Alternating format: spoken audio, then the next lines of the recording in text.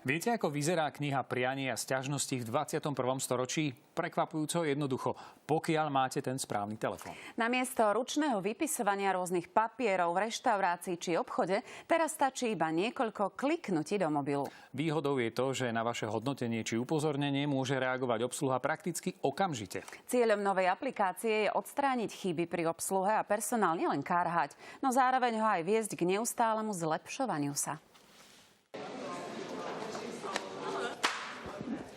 Služby sa dajú robiť dvoma spôsobmi. Buď takto, alebo aj takto.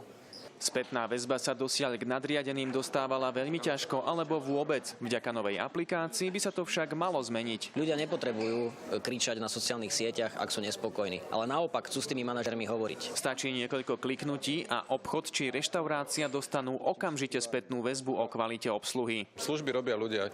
Pokiaľ nemáte kvalitný personál, dobre vytrénovaný, tak naozaj potom tá služba nemusí byť celkom dobrá. Každá negatívna reakcia nás môže posunúť iba ďalej, teda sa budeme vedieť vyhnúť zlým veciam, ktoré sme my spravili. Naši zákazníci si konečne zvykli nejakým spôsobom dávať spätnú väzbu a možno sa aj sťažovať a vidíme, že sa naučili už aj chváliť.